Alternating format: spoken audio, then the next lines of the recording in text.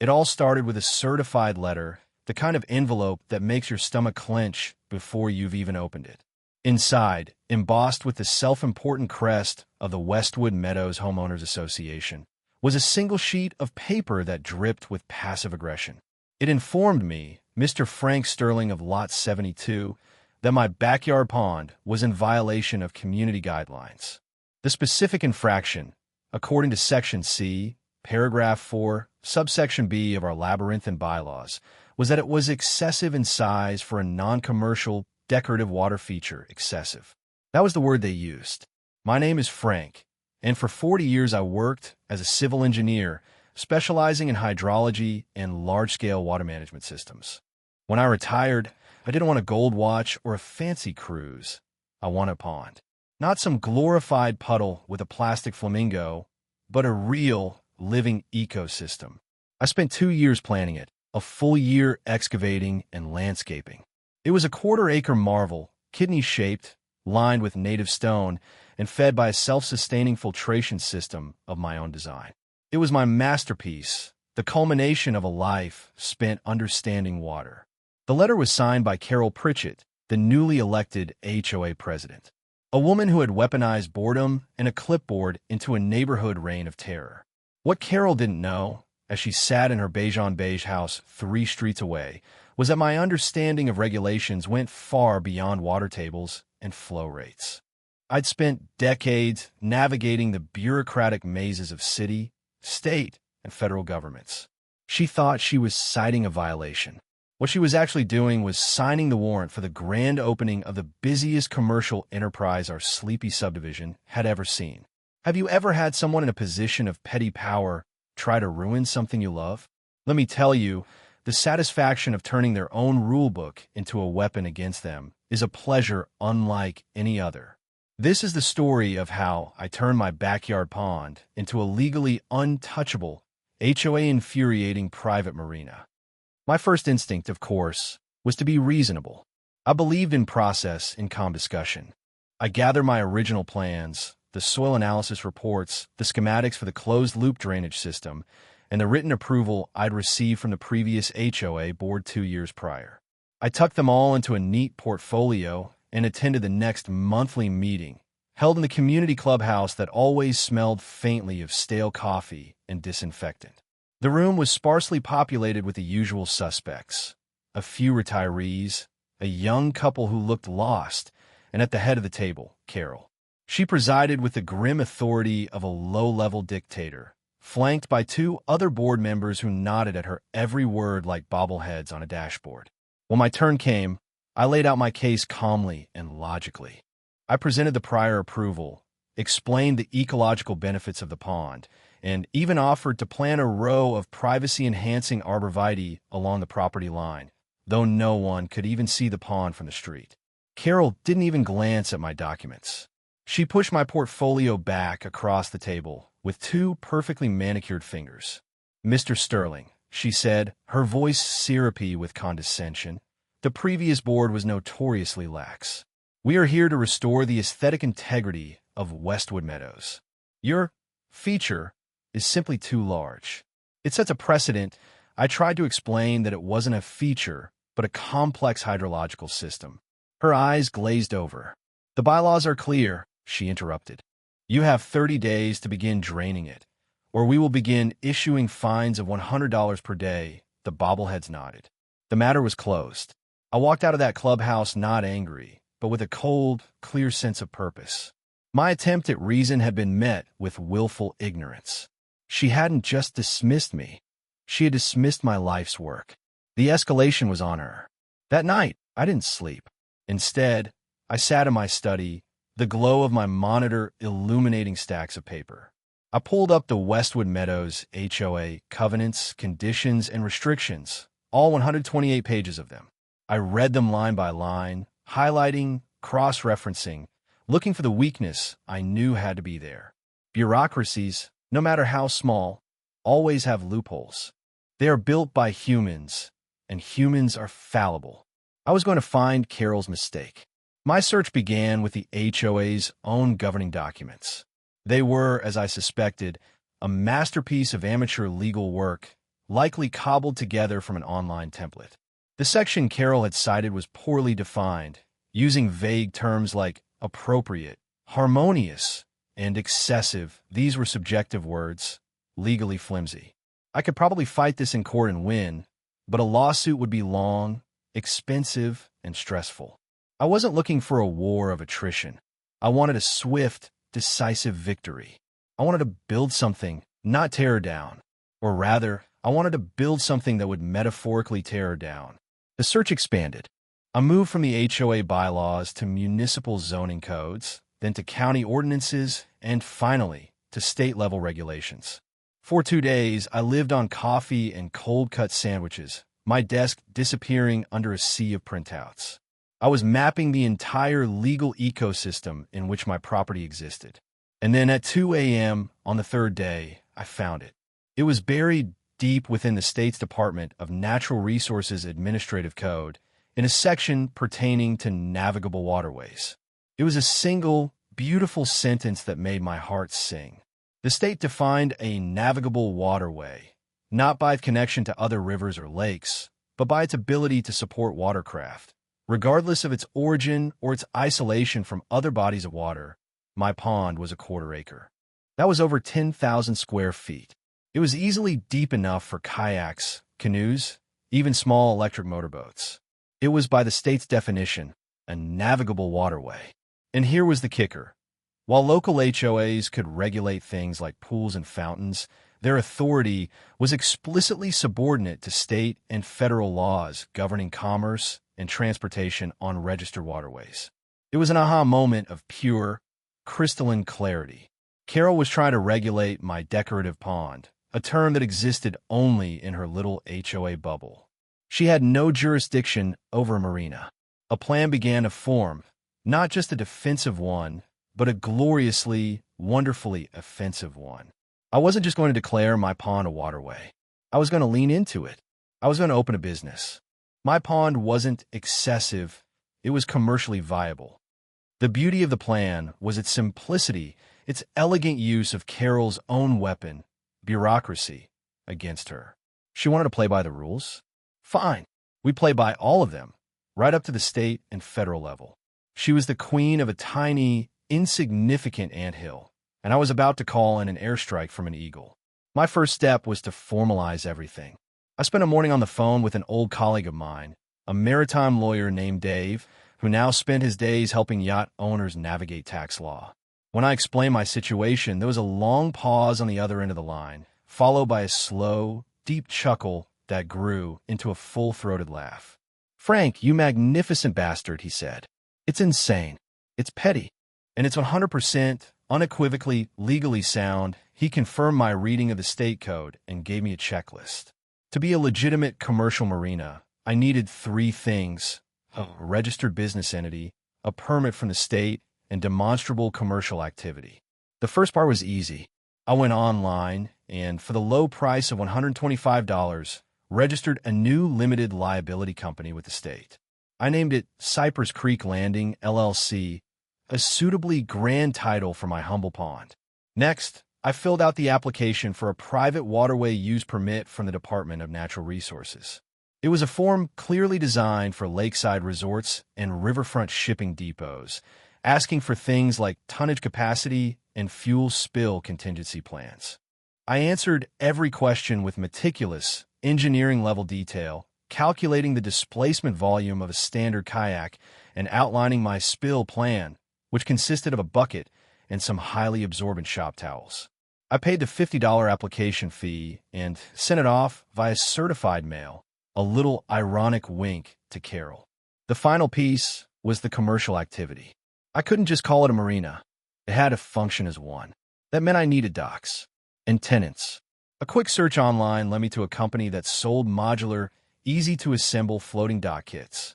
I ordered a small T-shaped configuration, a main walkway with 2 small offshoots, creating 4 slips. It was tasteful, made of recycled composite material that looked like weathered wood and fully compliant with all safety standards. It was also, I noted with a smile, an aesthetic improvement that was far more significant than the arborvitae I had offered Carol. While I was laying the legal and logistical groundwork for my counterattack, Carol was busy escalating her campaign. The 30-day warning period passed, and true to her word, the official violation notices started appearing. First, they were tucked into my mailbox. Then, she started taping them to my front door, bright pink sheets of paper that broadcast my transgression to any passing neighbor. She sent out a long, sanctimonious email to the entire HOA mailing list, a screed about upholding our shared values and the importance of uniform standards. She never mentioned me by name, but everyone knew who the resident with the unauthorized aquatic installation was. Her overconfidence was my greatest ally. She was so convinced of her own authority, so wrapped up in the power of her little clipboard, that she never once considered I might have a strategy beyond simple defiance. She saw me as a stubborn old man who needed to be brought to heel, not as an opponent who was methodically building a legal fortress around the very thing she was trying to destroy. My dock kid arrived on a flatbed truck a week later. The driver looked confused as he unloaded the pallets onto my driveway. "This all for you, buddy?" he asked, looking from the boxes to my very normal suburban house. "Building a little pier out back," I said with a cheerful shrug. He just shook his head and drove off. That weekend, my neighbor from across the street, Bob, came over while I was unboxing the components. Bob was a fellow retiree who had his own run-in with Carol over the color of his mailbox. It was eggshell, not the mandated off-white. "Building a deck, Frank?" he asked, sipping a beer. I grinned. "Something like that. It's for the Marina." I explained the whole plan to him. His eyes widened, and then he let out a laugh that echoed across the lawn. "Carol is going to have an aneurysm," he said, wiping a tear from his eye. "I'm in. What do you need?" For the next 2 days, Bob and I worked in the placid quiet of my backyard. We assembled the dock sections, bolted them together, and then, with a bit of sweat and some clever leverage, slid the whole assembly into the water. We anchored it to the shoreline with heavy-duty augers. It floated perfectly, a handsome, sturdy structure that looked like it had always been there. It had 4 distinct slips. It looked professional. It looked official.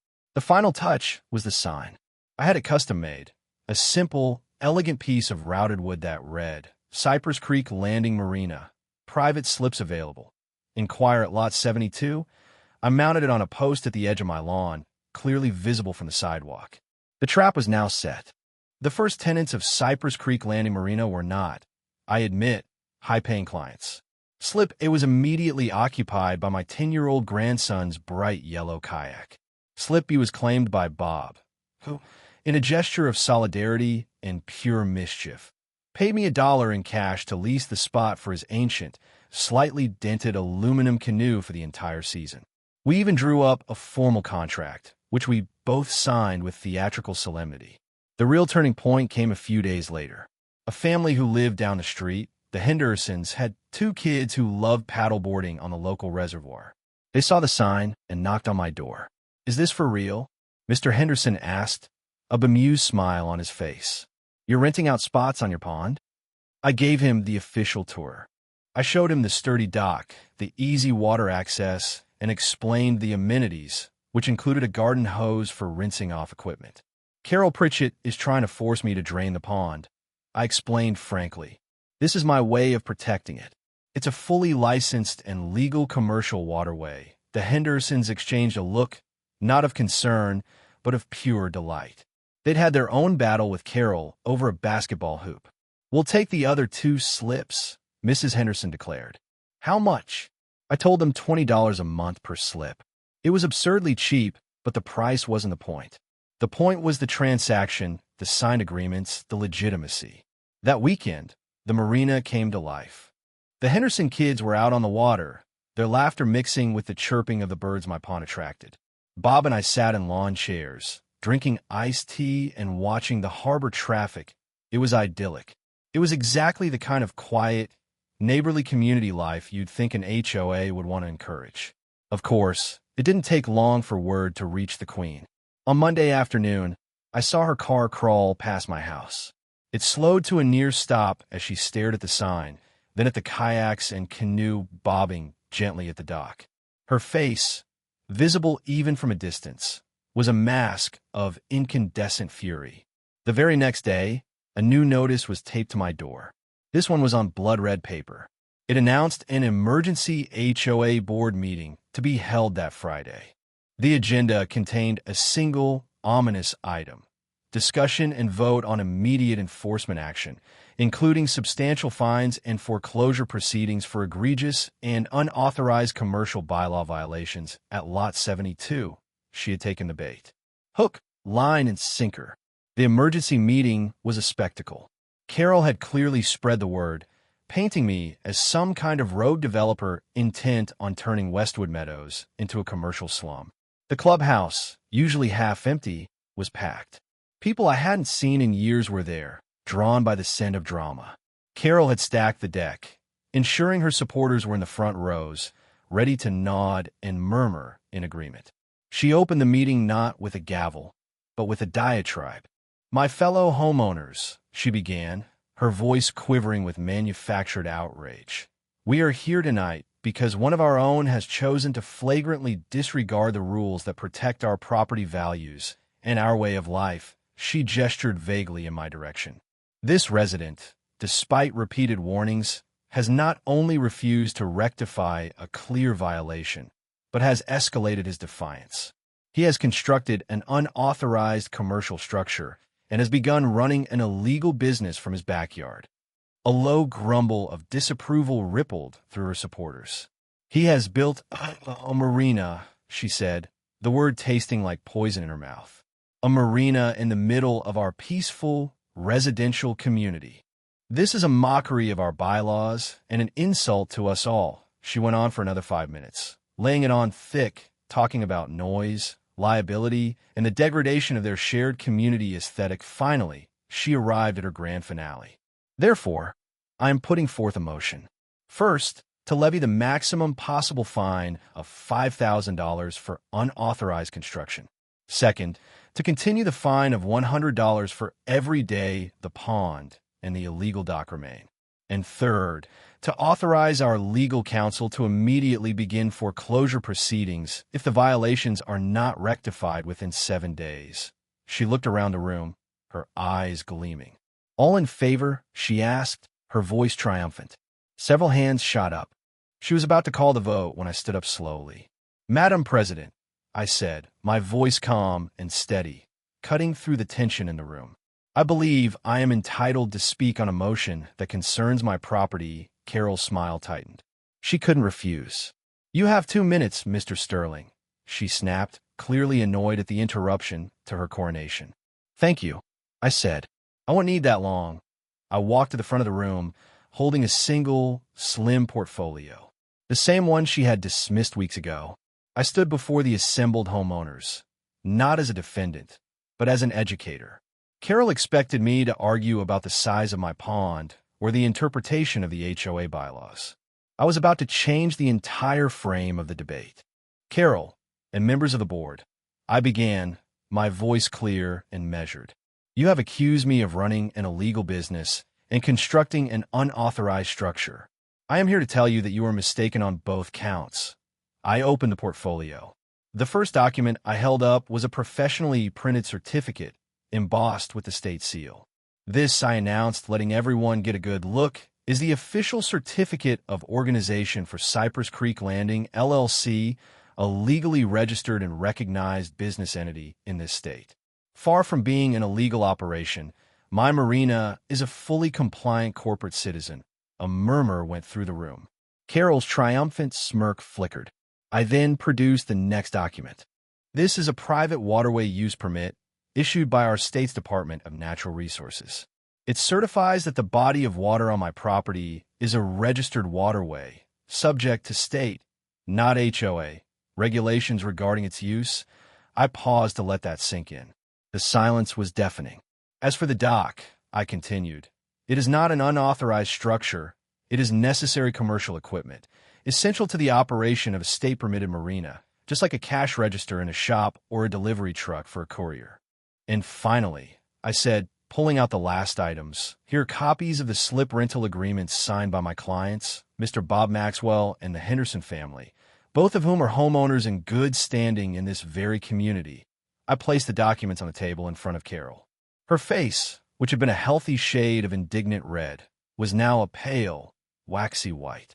Any attempt by this board, I concluded, my voice dropping to a firm, serious tone, to find me, place a lien on my property, or otherwise interfere with the lawful commercial operations of Cypress Creek Landing, LLC, would not be an enforcement of bylaws. It would be a textbook case of tortious interference with a business, a serious civil offense for which my company would be forced to seek significant damages from the HOA and its board members personally. I looked directly at the HOA's lawyer, a man named Patterson, who had been watching the proceedings with growing horror. His eyes were wide. He knew I was right. He immediately leaned over and began whispering furiously in Carol's ear. The change in the room was palpable. The smug confidence on the faces of Carol's supporters evaporated, replaced by confusion and then dawning comprehension. The rest of the homeowners, who had come for a public shaming, were now watching a masterclass in bureaucratic jujitsu. They looked from my calm demeanor to Carol's crumbling facade, and you could see the tide of public opinion turn in an instant. Patterson, the lawyer, stopped whispering to Carol and cleared his throat, looking deeply uncomfortable. "Madam President," he said, loud enough for the whole room to hear, "in light of the documentation presented by Mr. Sterling, I must strongly advise the board to table this motion indefinitely pending a full legal review. Table it?" Carol hissed, her voice a strangled whisper. "He's making a mockery of us." "He is not," Patterson countered, his voice firm now, clearly trying to mitigate the damage. "He has operated within the bounds of state law, which supersedes our governing documents in this specific matter. Proceeding with fines or a lien would expose this association to an unwinnable and potentially catastrophic lawsuit." The word catastrophic hung in the air. Homeowners started murmuring to each other, not about my pond, but about their HOA dues, about special assessments to pay for legal disasters. The specter of financial liability was a far more potent fear than a neighbor's oversized water feature. The motion, which had been introduced with such righteous fanfare, was unceremoniously withdrawn. The meeting was adjourned in a state of stunned silence. Carol didn't even use her gavel. She just sat there, staring at the business certificates on the table as if they were venomous snakes. She had been publicly, comprehensively, and quietly dismantled, not by yelling or anger, but by the quiet authority of properly filed paperwork. Her power, which was derived entirely from the residents' belief in her authority, had vanished. She wasn't a president anymore. She was just a woman who had been proven spectacularly wrong in front of all her neighbors. As I walked out, Bob clapped me on the shoulder. "That," he said with a huge grin, "was better than television." The aftermath was swift and decisive. The following morning, an emergency, closed-door session of the HOA board was called. I wasn't there, but I heard all about it from Bob, whose next-door neighbor was the board's treasurer.